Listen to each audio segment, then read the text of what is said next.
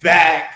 Wholesale Hard Knocks, episode 57, man. And we are here with a great episode today. I'm super excited. Last week we did a Q&A and we kind of went overboard. It took a little longer than usually. We had a lot of questions that we answered, some that we missed. So we decided to do this again, do another Q&A. And actually, we have Mike has a special surprise for us. He actually has a live seller call where he's about to lock up a deal. Is this in Boston, Mike? Nah, bro. This is from a wholesaler in, I believe it's Pittsburgh. See, this is the crazy. This is when you know you're a closer, dog, is you don't even really look at the address. Who cares? Somebody told me, they're like, "Hey, bro, I have this lead that's going through foreclosure. Can you help me out with them? I have a call with them tonight." And I'm like, what the heck am I supposed to do? The only thing I can do is call them, right? Like, there's only so much advice, or like, I don't really know the situation. You see what I'm saying? So whenever somebody brings me a lead, I'm like, dude, let me just get on the phone with somebody. Right? Bro, you know, information. In my opinion, it's actually better to not know all the information before you get on the call. Because like what happens is once you get all the information, you start running scenarios in your head. You're like, oh man, this guy doesn't want to sell. These notes that I have just showed he's not even motivated and blah, blah, blah, blah, blah. And you jump on a call with him and it's they're actually motivated. 100%. I never get the actual same story as a wholesaler or somebody on my team gives me. I always get a different story every time. I'll never forget. I had a wholesaler contact me. This is probably like 6 to 12 months ago. And he's like, Mike, I have this lead that's going through a short sale and he doesn't know what the heck to do. He's never done a short sale before. He doesn't know anything about it. Can you call him and coach him up on the short sale process? And I'm like, yeah, sure, bro. No worries. So I hop on the phone with this guy. I'm like, hey, is this David? He's like, yeah. I'm like, hey, so my friend John was telling me about this deal that you're selling. It's a short sale or something like that. He told me to give you a call just to be caught up to speed. What was going on with it? And he's like, short sale? And pretty much was like, hell no, that's not the case. That's not what's going on. He got super offended, bro. Now, most people in that situation would have ended up getting hung up on. I ended up extending the conversation and I recovered from it. But, dude, I almost really shot myself in the foot by assuming what the heck was going on. So from that point on, that was like 6 to 12 months ago, I'm like, I am never going into a call again explaining like with the expectations that the wholesaler sent me or that or that somebody on my team sent me. I'm always just calling, acting like I don't know what the heck is going on to be caught up to speed, because you never know. And a lot of the times it's not even the wholesaler's fault or somebody on the team's fault. It's just they give people different information. These sellers are lying. For sure. Bro, and it's crazy because I actually just went through a very, very similar situation. It was on a multifamily. It was like 30 unit building. And I get a call from a wholesaler and he's like, hey man, can you just pretty much overcome this guy's objections that he has about terms? He's like, he's ready to go. He gets it. He understands terms. We just have to work out numbers and overcome his objections. I'm like, all right, cool. I get on the call, bro. The first thing this dude says to me is, what's your offer? He's like, you're supposed to be sending me an offer. And I'm like, what do you mean I'm supposed to be sending you an offer? I'm the guy to talk terms. Do you not know what terms means? And he's like, well, I don't know nothing. I'm like, oh, well, okay. So he had to start from the beginning. And I'm like, all right, well, I was kind of caught off guard, but it's cool. We can figure it out. So that brings me to this question, bro. When somebody brings you a lead, when a wholesaler brings you a lead and they're like, hey, Mike, can you call this? Do you prefer that? I know my answer, but do you prefer personally that they're on that call with you or they're not on the call? Dude, this is a really, really good question. I freaking hate being on three-way. Is that what you're saying? Yes. Yes, bro, because a wholesaler will contact me all the time and say, hey, can you call my lead? And then they call the lead and then chime me in three-way. They're like, hey, so I got Mike here. This is my partner. I got the seller here. His name is Joe. What's going on, everybody? And I'm like, all right, who's talking to who? Like, You know what it does? It just really screws up your sales process because, this is so good. This happens on on-site appointments too. I like going on on-site appointments with people because I love showing people what we're doing. I love showing people the sales aspect. I love showing people like what we're actually looking at when we're going into the house and everything like that. It's really cool. So I love doing that. But here's what happens. You'll see it like in real time while you're on the on-site appointment. I am the guy, right? And they know that when I'm coming, right? They know that I'm the guy that's going to get them to sign the contract. I'm the guy that has the connections to the money and all that type of stuff. And then if I bring somebody with me to shadow me or something like that, or somebody else on my team or something, or one of my homies or whatever it is, the seller always just directs all their attention to them. For sure. Right? Every single time. So what happens is when you're on three-way, that same thing always happens. The seller will end up trying to redirect the conversation back to the wholesaler that brought you the lead or something, because they know that they're going to be able to get different information or whatever out of them. They don't want to be in that in negotiation with the actual person that's going to get them to sign the contract. And that's what happens. So no, to your point, I always tell people all my stuff is always recorded. I'm like, dude, I'll send you the recording, or we can just hop on a Zoom and call the seller. But yeah, to your question, dude, I freaking hate when I have to go on three-way with wholesale. You guys are listening right now, and you guys, after you hear me lock up this deal, you guys are like, dude, I want to send Mike some leads. I am not calling your lead on three-way. Bro, I'm the same exact way. And here's why. Not really so much for the seller. So here's the thing, right? So when a seller's on three-way and there's two of us and one of them, instantly they have a guard up. Mm-hmm. They have a guard up. They're like, man, I'm not about to let these people get over. I'm about to go get gangbanged. You know what I'm saying? Like, and on top of that, they may not give you as much information as they would give you when it's just one-on-one. Right? Mm-hmm. They may be like, man, like I really don't want this other person. I don't know who they got on this other phone. Like whatever it is, right? It's just multiple people. It's less of an intimate setting, if you will. And they may hold some things back from you. And the last part, the most important, the number one reason why I absolutely hate getting on the phone. I can see it on your face what you're about to say. Bro, I hate it, bro. I absolutely hate it. And so you'll have as a closer, you have a sales system, you have a structure, like we're talking about, right? And there's a lot of things that we do on calls called planting seeds. We plant seeds here. We may pull away. We may do some takeaways. We may pull away, and it may seem like things are going totally left when in reality we have things under control the whole time. The whole time, right? They're going exactly how we wanted to go.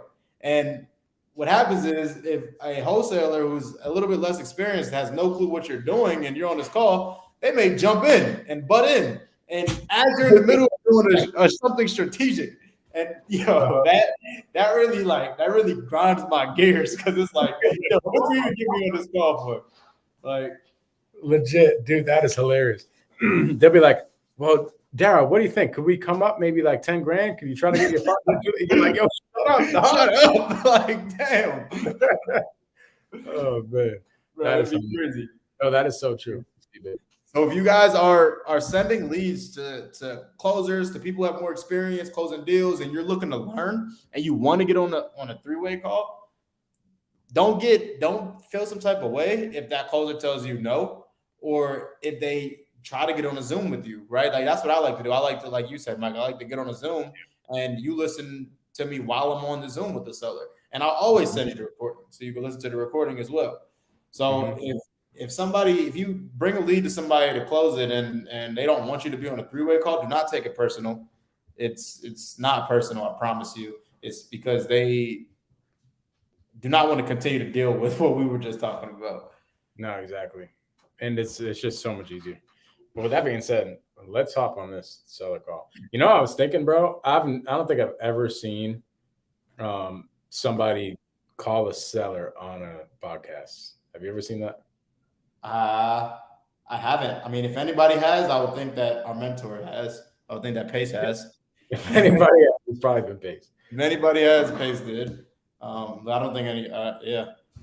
Live unless it's like a live call, live seller calls. Which in that case, I did about 22 hours of that live on YouTube. Mm. I think I'm about to do another one. Oh, dude, talk about that.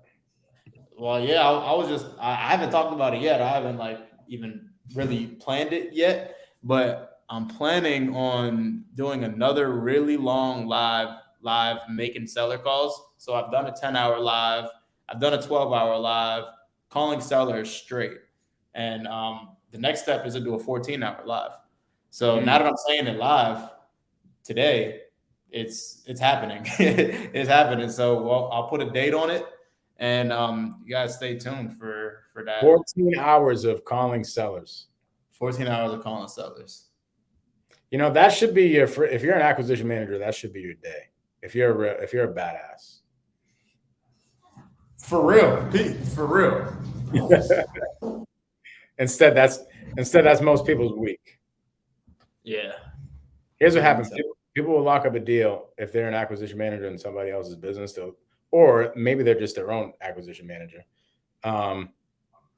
They're gonna probably get one deal and be like, okay, I'm taking the next week off because they just made 10. Facts. I've witnessed it. For sure. Justin says in the chat, there's a ton of echo. Is there still a ton of feedback? Please let us know in the chat. By the way, this is Justin's lead. Let's go. Shout out to Justin. Shout out to Justin taking action. Justin told me that he's been following up with his lead for the past like 2 months. Dang, bro. Is it anybody else? So Fabian's saying no, he's not hearing any. I think it's just you, JG. Yeah, Justin, maybe I would exit out and then come back in.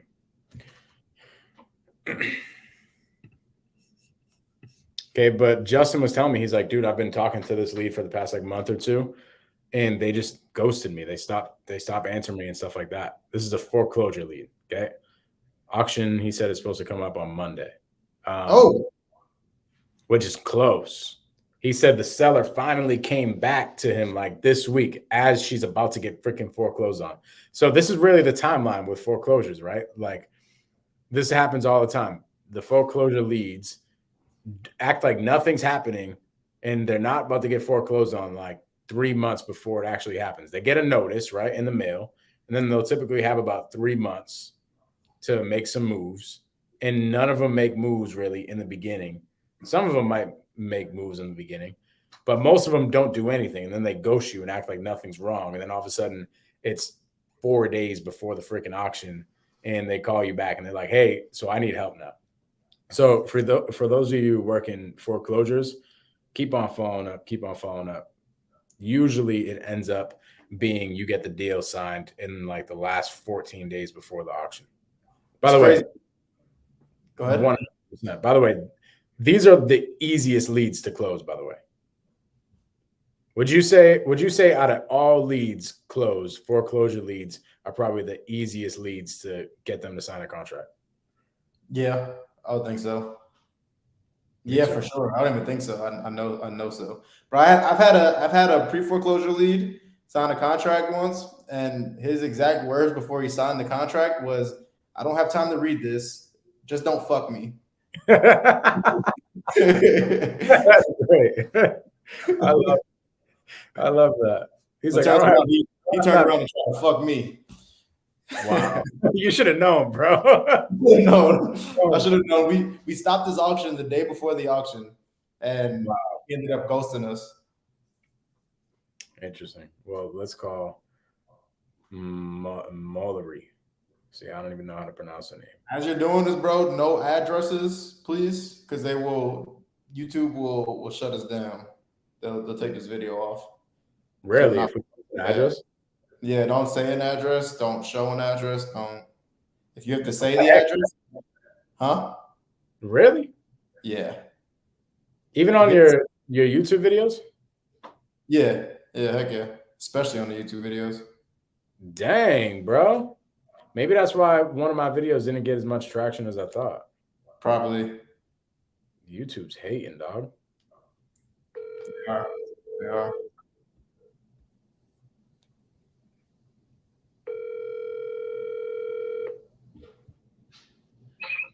Yeah, it's ridiculous. Hey, this is Mallory.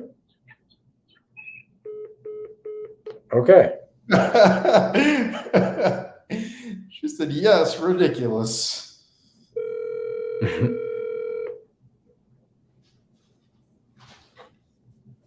Please leave your message for 41227.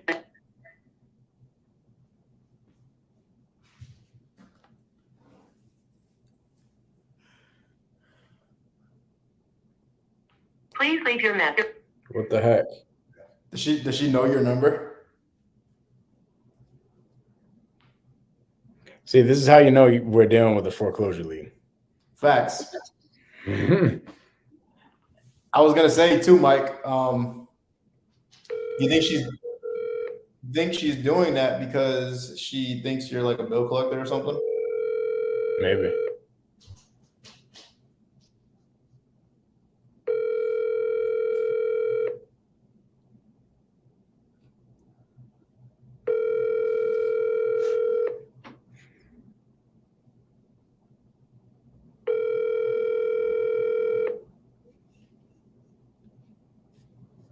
Move of purpose. This is a Try one more time. Try shooting her a text.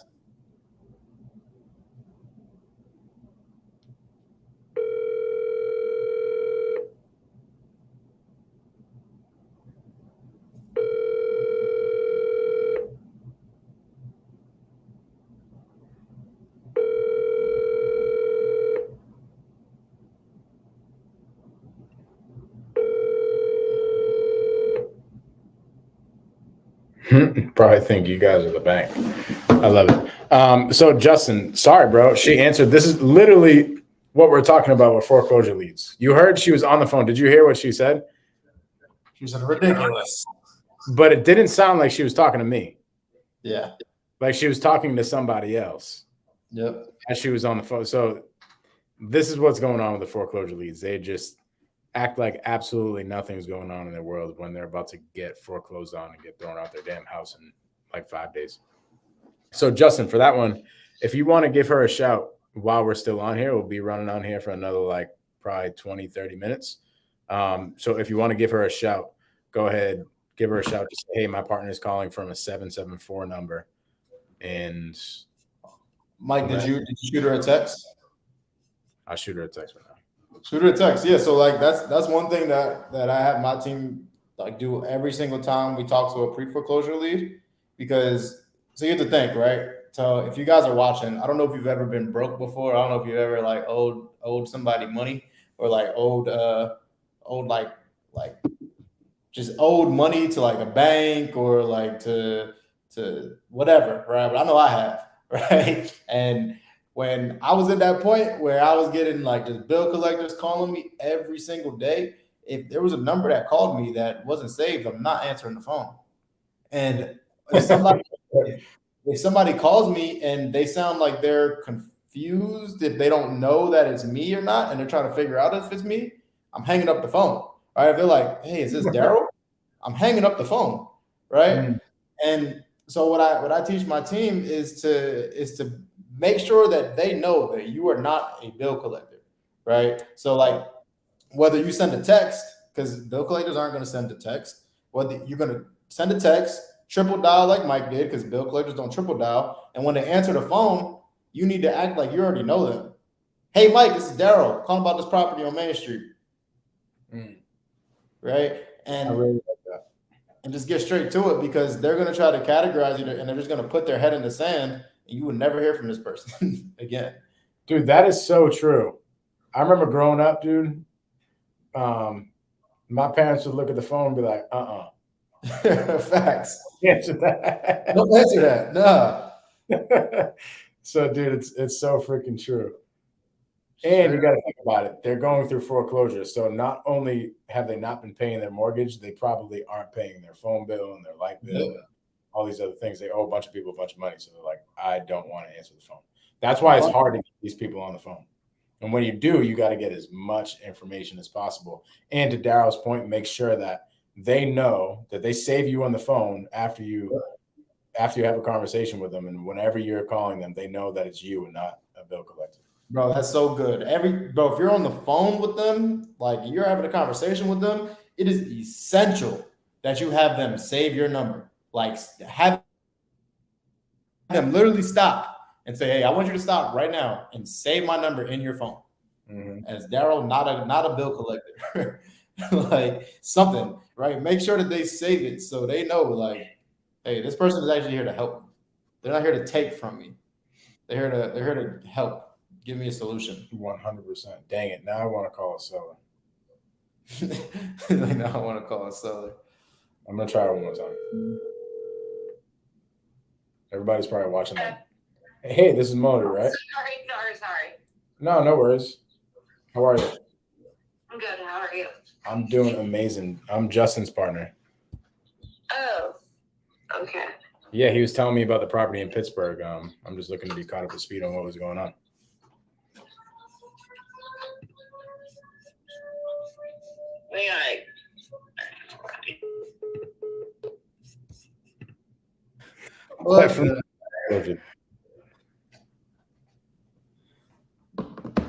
Guys, if you guys are watching right now, this is totally normal for pre-foreclosure leads. Like, this is what they do. I want you. This is the 7th time of us calling.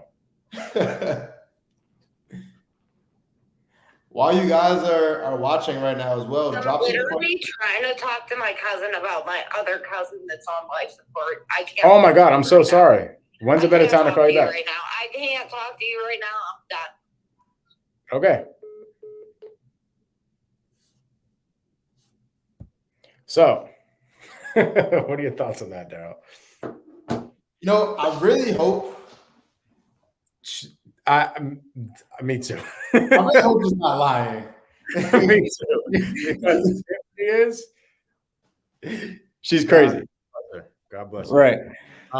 But dude, this is the reality of foreclosure leads, right? She could really be lying. If she's lying, God bless her. But if she's not lying, then you just got to keep calling her. Facts. So that's the deal. But this is how relentless we are. I think a lesson to show is like, dude, I called that lead 7 times. 7 times. What it takes. So Justin, in the chat, if you want to throw a little comment in the chat with what your relationship with her has been so far. Like, what have you kind of talked about with her? That's what it takes, though. Like, we call everybody 3 times minimum. Minimum. And you know how many times people answer on that 3rd ring? Like, it's a good amount of times. Like, you'll be surprised how many people answer on that 3rd time. It's just like, I know a lot of people think, oh, why would I call 3 times? Is that not like, is that being thirsty? Is that harassment? Is that like, no, it's not. And if somebody or what, I know a lot of people, they ask, won't the seller get mad that you called them 3 times in a row? I've never had anybody get mad at me for calling 3 times in a row. And the one time, actually, I lied. One time somebody got mad at me for calling 3 times in a row. And you know what I told him, Mike? I was like, my bad. The second time I called, I dropped my phone and I didn't think the call went through. So I wanted to call again to make sure it went through. And yeah, for some weird reason, it just didn't go through the first time. So I called again. Yeah. Like, dude, they won't get mad. Once you get them on the phone, especially once you start bonding with them and you build a relationship with them, they'll be happy that you kept on trying. So for her, it's like, I would actually use this as a superpower. Use that I called 7 times as a superpower. You know? Justin says she's been a pain the whole time. Yeah, it is what it is. These are the type of the leads that you're working with. Anything that you would have done different on those calls, Daryll? See, this is a tough one. This is a tough one because I like to be extremely direct when I get somebody who's playing games. The fact that she said that her cousin's on life support, I would have said something like, "Hey, I'm so sorry, and then I'll keep him in my prayers." But do you know this you have an auction coming up on Monday? Do you want to try to keep this house, or did you want to just let it go? That's really good. That's really good. You didn't have enough time. You didn't have much time to squeak that in there, though. Because she was just hanging up pretty fast. So I would have tried to say something like that. Typically, when I have somebody who's trying to play like hardball and they're like just not trying to give me much information, that's my go-to. I just get extremely direct. I'm like, look, like, do you want to sell this house or not? Do you want to do something with this or not? Right? And if you don't, it's not a big deal. I'll stop calling you. But if you do, if you truly want to do something with this house, if you want to sell it, if you want to keep it, if you need help, I will continue to call you. But if you don't need the help, it's no big deal to me. I'm not the one losing my house. Exactly, and that's the next conversation you have, and you have empathy towards it, right? Like, hey, I am so sorry that I was calling while all that stuff was going on. My team was just telling me that there was this auction day that was coming up on Monday, and we don't have much time to take care of this. So I just wanted to make sure that you were taken care of. Yep. And she's like, "Oh no, I'm sorry. It's been a lot." Yeah. So 100%, bro. Definitely, there could have been an opportunity to say something like that at the end. But when somebody hit you with that, dude, it was so interesting. We had here's my play on situations like this, because that is a very crazy situation for her to be going through, like her cousin on life support who knows what just happened. Maybe he just got in a car accident or whatever, something crazy just happened. So we were in the office on Saturday. I hosted an in-person meetup at the office, right? And nice. I'm going through like our lead generation department, and I'm going through sales, and I'm doing all the things, right? And the main message behind the whole entire day was like, dude, just care about people and you'll get business done, right? Whether it comes to growing your team, whether it comes to getting contracts, whether it comes to building relationships with partners, like at the end of the day, just care about people and you're going to be able to accomplish what you want to accomplish. And that was the message behind the day, okay? So we end off the day. Something just pops in my head. I'm like, hey, you know what? I think it'd be really cool if I call the lead. So I call the lead, just a random lead out of our system, bro. We have thousands of leads in our system. I called literally a random lead. And lady answers the phone. I'm like, hey, is this Lau? She's like, no, this is the daughter, but Lau's right next to me. 1 second. So I get on the phone with Lau. Lau's like, yeah, so I am looking to sell my property. We actually just had a fire that happened at the property. And I'm like, damn, brother. And I'm just empathizing with him and figuring out what is going on with the fire and stuff like that. I'm like, was the fire bad? And he was like, yeah, it was. He pretty much just said, yeah, it was really bad. I'm like, gosh. And you just feel the energy just shift in the room as I'm like really into the call. Like, dude, I'm super present into the call, having a lot of empathy with him. Come to find out, dude, he was like, my wife died in the fire. Oh, shit. So this is like 3 days before I called. The lead was just created like recently. And he was like, yeah, I have the funeral, which is actually today. He's like, I have the funeral Wednesday. I really do not want to talk about anything when it comes to this property before then. What do you think I did in that situation? Showed him empathy and probably did not talk about the house. 1000%. So it wasn't like, okay, but how much do you want for the house? Like, dude, it wasn't none of that. I literally just showed as much empathy as possible. Not like, and it was super genuine, dude. People were in the room practically crying. They're like, damn. Right. And at the end of the conversation, the lady, obviously it's on speakerphone, so the daughter's listening too. She's like, can you please text my father your information? Pretty much saying like, because I want to do business with you. Yeah. That's what it's about, bro. And that's really what it's about. Yeah, I teach my team the same. Like, so that's amazing. Like, anytime I hear something like tragic happen, so when I hear there's a fire in the house, first thing I always ask was, everybody okay? Like, very first thing I ask is, everybody okay? I'm like, oh man, is everybody okay? And get the answers to that. and when like so same thing if you're dealing with a probate lead or something and somebody passes away, very first question I always ask, I always show empathy, right? Oh man, I'm so sorry to hear that. And the next question I asked was this recent? Like how long ago was this? Right? And that's going to give me a good gauge, because if this was a day ago, 2 days ago, 3 days ago, we're not going to talk about the house. We're not. And I'm going to tell them that. I'm going to let them know, like, hey, like, it doesn't even make sense for us. I'll probably ask them, I'm like, you probably don't even want to talk about the house, do you? Like, we don't have to. You know, if you just want to talk about anything, like, I'm here to listen, here to be here for you, blah, blah, blah, right? Show that empathy. But it's super important to understand where people are at in their pain, because that will straight break rapport. If you're over here talking about the house and this person is not worried about the house at all, he's just grieving about a lost loved one. So super important. Empathy is everything in this business. Really think about it, bro. When you're going through something, you really don't care about much else. Like let's think. Grant Cardone said something really good. He's like, in one of his books, he's like, dude, if your house is on fire, you don't have time to be depressed. His message behind it was like, always stay busy. He's like, just keep your schedule filled, no white spaces on your calendar, and you won't even have time to be depressed or like feel any type of way about life. You'll just be thinking about all the things that you got to do. But he made the analogy. He was like, if you're in a fire and you got to get out the house, you forget that you're depressed. You forget that you're addicted to alcohol. You forget that you're addicted to drugs. You ain't thinking about the next hit. You're thinking about getting out the damn house.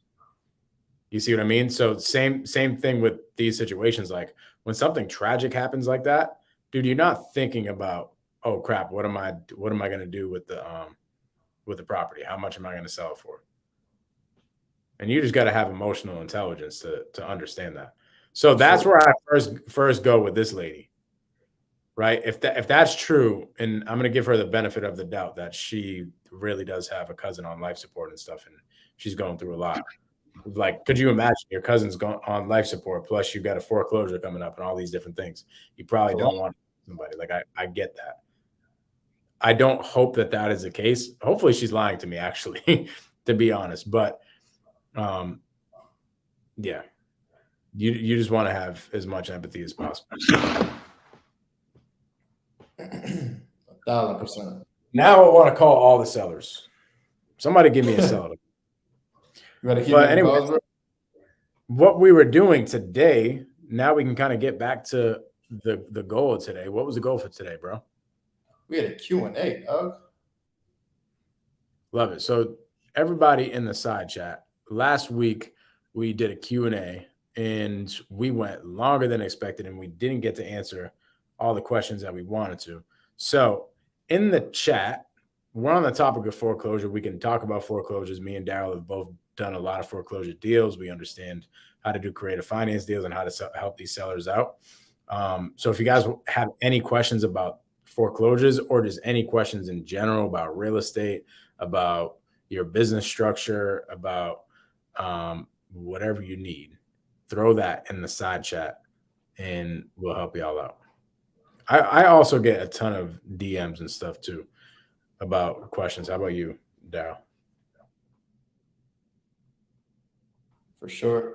Well, did you have any questions? I know you had some people reaching out to you on Instagram today. Did you have any questions on that we can answer while we have people asking? For sure. Let me try to pull one up.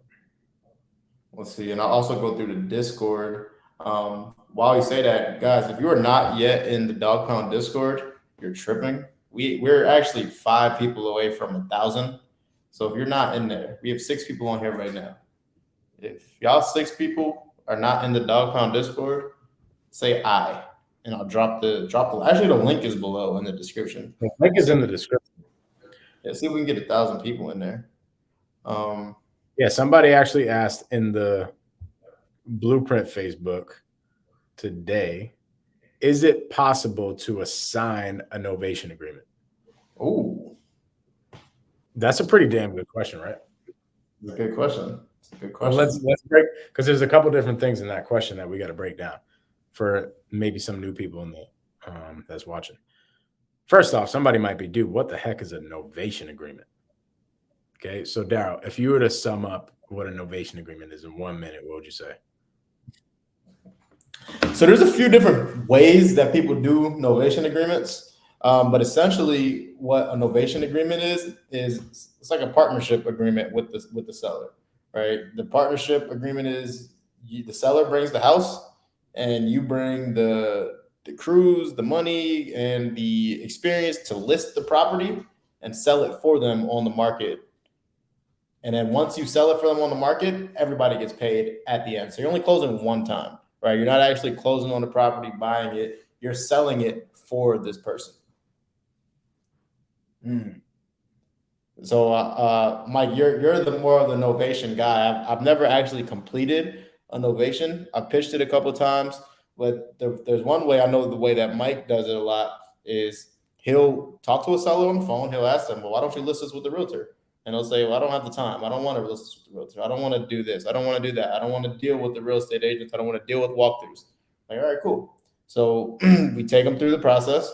And Mike's like, I know you don't want to list it with the realtor, but would you be opposed if I list this for you? I list this on the market and, handle the walkthroughs and handle the new buyers and everything like that, and you just get paid. And they're like, heck no, I wouldn't be opposed to that. Like, let's go. So Mike would get the property under contract. He'll list the property on the MLS. He'll take all the calls, all the interested buyers, people want to do walkthroughs, pretty much take the place of a realtor in this situation and sell the deal. Once the deal gets sold, Mike then gets paid on the back end while the seller gets paid. Those are my favorite novation agreements because I would much rather assign a contract than do a fix and flip. I do have a fix and flip business. We do flips and stuff like that. But I would much rather, like, for example, this flip that I'm selling here in the next couple weeks, we will probably make let's just say we lock it up at 400. We'll probably end up walking away profit of 70 grand. Okay. I probably could have wholesaled this deal for 40 grand. The project took us 7 months. Which one would you rather do, Daryl? Would you rather wholesale the deal in 30 days and make 40 grand, or would you rather do a fix and flip and make 70 grand over 7 months? Whatever's shorter. I agree. Speed. Dude, I'm the same as that. I would much rather just get the heck out of the deal. Do the deal, get done, get on to the next one, go find the next one. I like finding the deals, bro. I don't like managing the deals.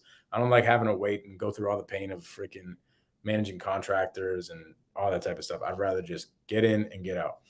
So my favorite type of novation agreements is where we pretty much don't have to do any work. So my team brought me a lead today. They were asking $330 for the property. The ARV is $450, and it doesn't really need anything. Maybe $10,000 worth of work tops. That's think about that. That sounds like a good deal. Is it a good cash deal?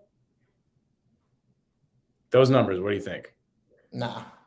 Not really, right? The spread really isn't there. Let's think about it. 330 divided by 450 is 73%. So you're buying it at 70 cents on the dollar, which isn't too bad, but you got to remember you have closing costs and all that type of stuff, right? So for somebody to wholesale it, meaning they just close on it and then put it back up on the market, it just doesn't make too much sense. So I'm like, dude, this is a good novation agreement. We could potentially, instead of closing on it with our cash, paying the attorneys and stuff to close on it with closing costs and paying our lender the lending fees and everything like that in the beginning, plus paying all the realtor fees and that we're going to do that anyway, but plus paying everything else during the project. I would much rather just agree to that number of 330 and get them that after we list it, right? Let's forget the front end. So let's cancel out all the fees on the front end. Let's just do the back end, right? And that's what I told my team, and my team's like, oh, great. That's a great idea. I was like, but tell me, why does this seller want to sell it? He's like, oh, because they moved down the street. They had family here. The family's moving out by the end of the month, and They just want to get rid of it to free up some cash. I'm like, okay, well, why don't they just list it on the market with a realtor? And he's like, oh, well, he just doesn't want to go through that with a realtor. I'm like, not really a good enough answer. Like why? Right. Well, I don't know. He's just like, I don't want to deal with putting it on the market. I'm like, okay, so when you ask them, hey, let's break this down. Like, help me understand, why wouldn't you rather make an extra like $50,000 by just putting it on the market and listing it with a realtor rather than going with us? What did he say? And my acquisition manager's like, oh, well, I didn't really ask him that. I didn't ask him that. Well, I'm like, well, bro, let's think about this. If we're doing a novation agreement, we have to be solving some sort of problem. Any deal, we have to be solving a problem. If somebody's going to go with an investor like us, where we're going to make money on their house, we have to be solving some sort of problem, or else they're just going to like, their best option is just listing it with a realtor. Okay. So I told him, I gave him homework to go back to the seller and ask him that before we move forward with a novation agreement, because if we just lock it up as a novation agreement, and then the seller sees that we're going to make freaking 50 grand at the end of the deal, it's going to probably kill the deal. Right. So we're not going to do that. They need to be on board with everything. So here's what happened. My first novation agreement I ever did was very similar. The property didn't need really any work. I think we put like $8 grand worth of work into it, not even. And I'm like, Nick, dude, when I go on the appointment, I'm like, I know you want $300,000 for your property, but there's no way I can give that to you in cash. And he's like, I don't care, Mike. Just get it done somehow. Just get me the $300K. And I'm like, dude, there's no way I can give you $300K after I have all my lending fees and closing costs and stuff like that. It's just not going to make any sense for me. He's like, well, dude, I really don't care how you get it done. Just get it done. I'm like, why aren't you just listening with a realtor? And he's like, well, I'm moving down to Florida in 3 weeks. I don't have time to go back and forth with a realtor. Not only that, but I have a brother that's in the property who doesn't want to leave, and I need help giving him some money to leave before I go ahead and list it. Mm. So I told him, I'm like, all right, Nick, why don't we give your brother $3 grand up front? We'll release that before the deal closes. He can get that $3,000, go do his thing, and then we'll manage the whole entire transaction for you. So we'll do some of the cleaning, we'll do the carpet, the paint, all that type of stuff, and then on the back end of it, we'll get you your $300K. He's like, yeah, I don't care. As long as I get my $300K. I'm like, all right, you'll get it in about 3 months. And he's like, all right, that's cool with me. So we solved a couple problems there. We solved the tenant problem, and we also solved the managing problem, because he is actually not even in the actual area. So when it comes to like smoke certifications and all these little knick-knack things that he's going to have to do to sell it, because the property isn't completely up to speed, right? When you're selling a house with a realtor, you still got to be in contact, and you might have to go there a couple times and all that type of stuff. He didn't want to deal with all that, so we took on all that. So the moral of the story is we solved the problem. Now, what a novation agreement pretty much is, to sum everything up, it's coming up to an agreement with a number on a price. On that specific situation, I said $300,000. I said, Nick, we're going to get you $300K. We're going to put some love into the property, and then we're going to list it on the market with our realtor. And after all that, you're going to get your $300K. Whatever fees are involved or anything like that, we'll take care of that. At the end of the day, all you got to know, and this is like what I hammer down, is it's pretty much just like our cash offer, but you get more money. It just takes a couple more months rather than 30 days. And they're like, yeah, I don't care. I got all the time in the world. And I'm like, okay, cool. Bro, I think that's so good. Just figuring out like why aren't you like them not listing the property? Asking that question and getting the actual answer to that is so crucial when having these conversations. Because think about it. Most people only buy or sell 1 to 2 houses in their lifetime. Typically, if there's nothing wrong, they're going to sell with a real estate agent, because that's how they're going to get the highest and best. MLS is how they get the most views on the property, right? So if somebody decides to not sell on the MLS, there's typically a problem, a reason why they can't sell it on the MLS, or they're not motivated. So when you get that information, you should be really confused as to like why they're not selling this house on the market in the first place. And until you get the answer to that question, you shouldn't move forward. 100%. It's almost like a too good to be true. Here's what happened with my team. Once I mentioned the novation agreement, they're like, oh, that's great. But then I'm like, dude, it's kind of too good to be true because we don't know exactly why they would want to do that. And the other thing that you said, I don't think people realize how expensive holding costs are when actually buying a house, paying the lenders, paying points, origination fees, paying like your holding costs until the property is cash flowing. If you didn't, even if you did raise the money for it, it's expensive because you have to raise more money for it, right? Like, so it's expensive. So you can cut that out totally, then chances are then a lot of times the deal will work. Now, the original question, like we answered that, what a novation is, but the original question was, can you assign a novation? And the answer to that question is you can assign any contract. Any contract is assignable unless it says otherwise in the documents. If it says you may not assign this contract, then you can't assign it. But if it says nothing, you can assign that contract because every contract is assignable. You can assign anything, bro. Anything. Dude, if I have an agreement with Daryll that I'm going to buy this pack of gum from him for $1 and Brendan wants to buy this pack of gum for $2, I can assign it to Brendan for $1. Bro, we assign assignments. Legit. Think about that. Yeah. You can assign anything. You can wholesale anything. Wholesaling is not just in real estate. It's like with everything. So literally, think about it, dude. You can sell anything. I could assign my dog to you right now if I wanted to, bro. That'd be foul, bro. You'd be a terrible dad. Yeah, he just looked at me like I was crazy.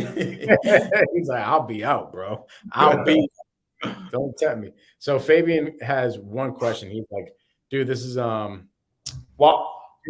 much. Go ahead. My bad. I wanted to ask you. I have a question. Somebody asked in the dog pound as well. Okay, we'll get to your question right after. Fabian, because you got us listening to voice messages and shit, dog. It's a lot of work, man. Fabian got digits, bro. Nah, I'm joking, bro. Well, we had a question. Amira in the dog pound says, how do you respond to an objection with the seller saying that they'd rather work with somebody that is a local investor instead of out of state? Do you lie and do you say that you're local? How do you handle that, Mike? You put some bass in your voice. You know what I'm saying? You put that confidence in your voice, dog. Nice. No, it's honestly, it's just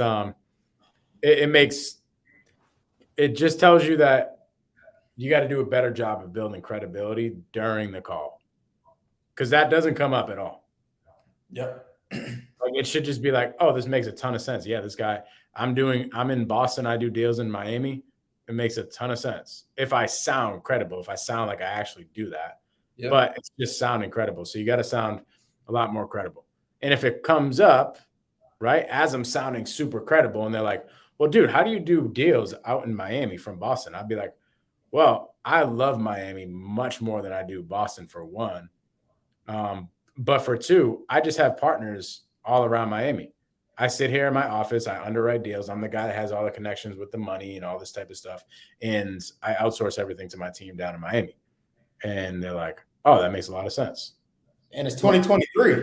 And it's 2023. Yeah, that's my answer for it all the time. Like, and in fact, I lean into it. Like, some people don't, if somebody doesn't even ask me, like, I'll still even tell them, like, yeah, I'm in Phoenix. Like, and they'll be like, oh, wow, how are you doing this from Phoenix? It's 2023, bro. Why would I do this in the same state that I live in? It makes no sense. 100%. And what Mike was talking about, having that confidence and just coming off like you actually do this business, they're not going to question the fact that you don't live in the state if you're confident about it, right? Like if somebody asks me, where do you live? Do you live in the state? No, I'm in Phoenix. And I say it like that, they're like, oh, that's cool. Like half the time they start to talk to me about the city. They're like, oh, I like Phoenix. I haven't been there in a while. But if you're like, no, I actually live in Phoenix. They're like, gotcha. Like they make it seem like, oh no, not dealing with this guy. So yeah, dude, it's all about your confidence, bro. Yeah. And then the second part of her question, like, do you lie? I believe in not lying to sellers. Like I feel like there's no reason to lie. In my opinion, you only lie to somebody when you're scared of them. And I'm not scared of none of these sellers. I don't know about y'all, but there's no reason to lie to them. I like that, bro. Yeah, no, we don't lie. I will tell you, sometimes we might stretch the truth. A little bit. Okay.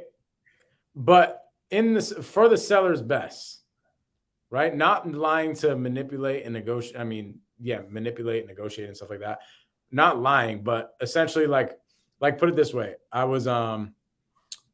got this deal done, a fix and flip that I'm in right now. I got it under contract, and this is how I got it under contract. I told the lady, I'm like, hey, and this was very true. So I was not lying. I was like, I'm going on this appointment to check out your property at 9:30 in the morning. Literally at 11:30, I'm checking out another property. And I just let them know. And it was pretty much true.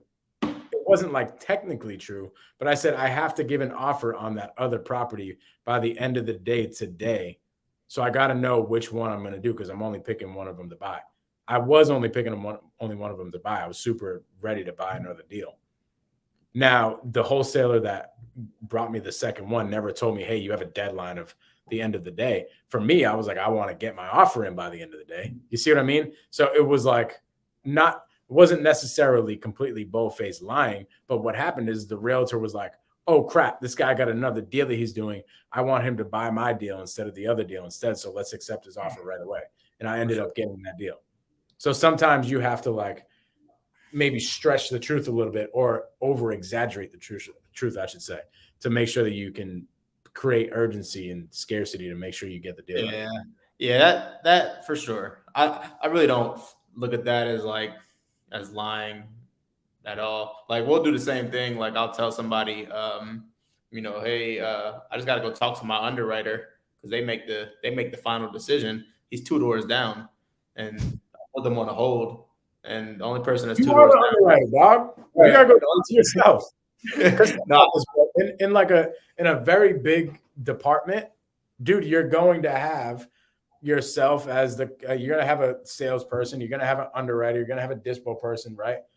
Like, dude, a lot of the times these salespeople do have to go across the street, across the way, right? And when we're wearing a bunch of different hats, when we're the sales manager and we're also the salesperson, we're also the underwriter, dude, we do have to put them on hold and talk to the underwriter. We got to talk to our damn self. You know what I'm saying? Yep, for sure.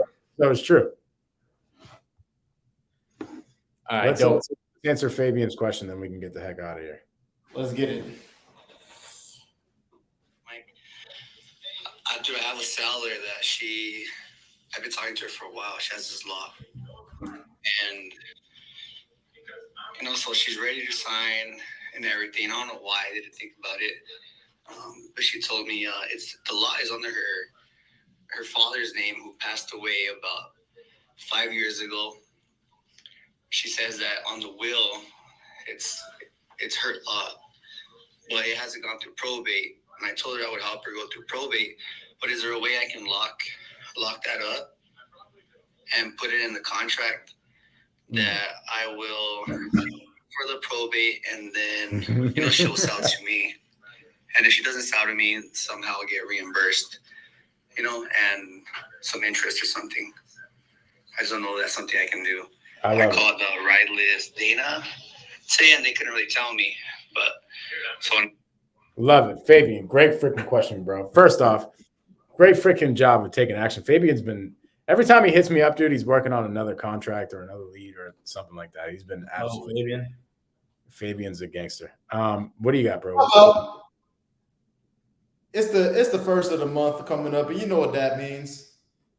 I don't know, dog. Rent's due.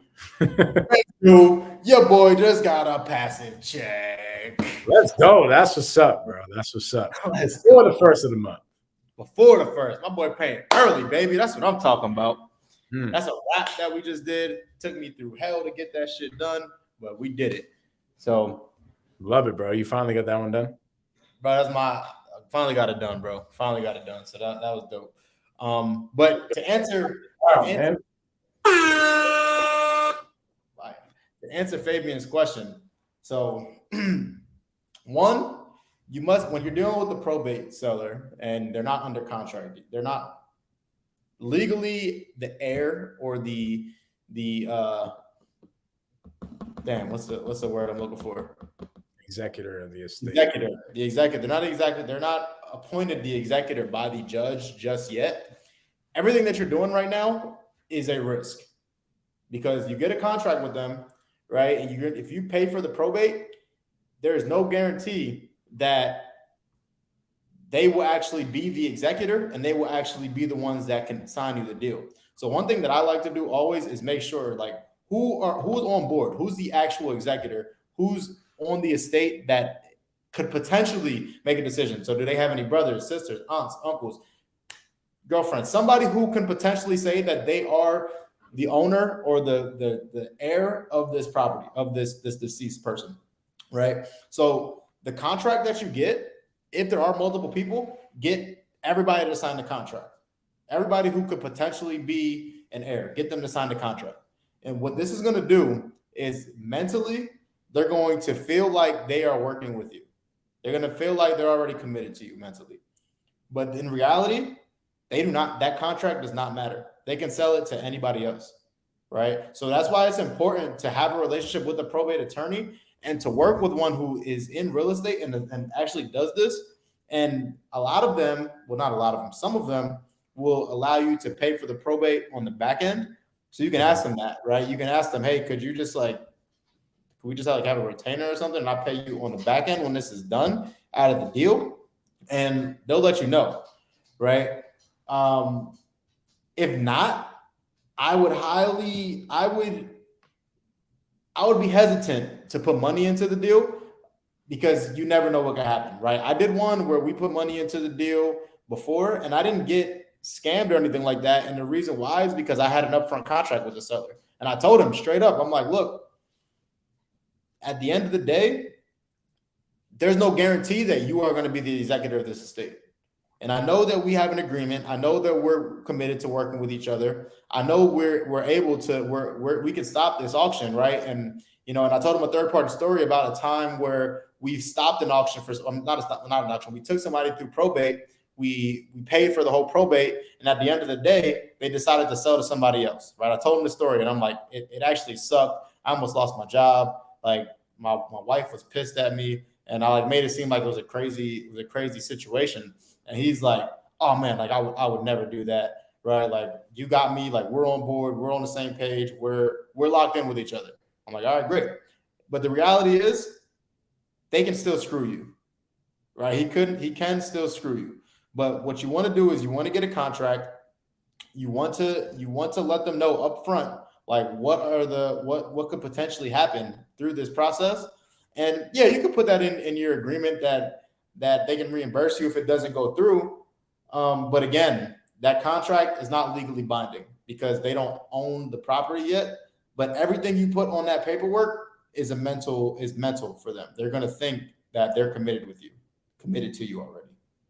100%, because most of these sellers are not like up to speed like we are, right? We know technically that we have to submit EMD, right, in order for a contract to be legally binding. We know technically that they have to be on deed. We know all the technicalities.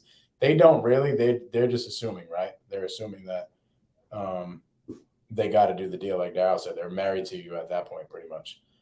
Now, what I would say is the advice I was going to give is the same advice as Daryll. I was going to say, talk to the probate attorney that's doing the deal and explain to them the situation and let them know that, like for example, the attorneys that I work with, I have such a good relationship with them. I would let them know exactly what was going on up front.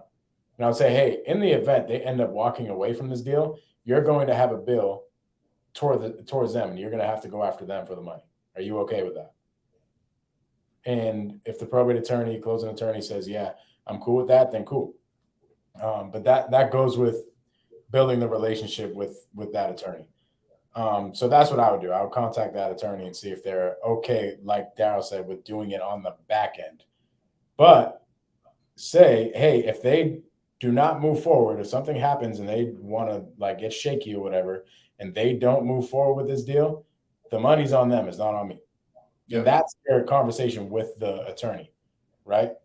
Now, technically, you could have an agreement with the seller that you were going to pay for the probate fees, and maybe on the agreement you state that it's going to come out of your out of the proceeds of the sale or whatever the case is, right? It's going to happen at close. Pretty much have it say that on the agreement. Okay. Now, here's one more thing that you could do. If you don't have a probate attorney that's going to be able to do that for you, you can take the risk on it, but just find something else for you to put a lien on. So if they don't, maybe they have a car, maybe they have another house, some sort of collateral. Find some sort of collateral that they have. Let's just say the probate fees are going to be $10,000. Put a lien on something of theirs, like a car, another house, whatever, for $10,000 to hold it as collateral. Say that again. So I'm saying if they have another asset, let's just say you contact probate attorneys in the area and you're not having any luck with having somebody do it on the back end and having somebody being cool with the responsibility of going after that person for the probate fees. If you can't find that person, then just make sure that you have something in place with the seller that you can hold as collateral. And this can be a lien on one of their houses, on one of their cars, on a piece of jewelry of theirs, like literally anything. I like that. I like that a lot.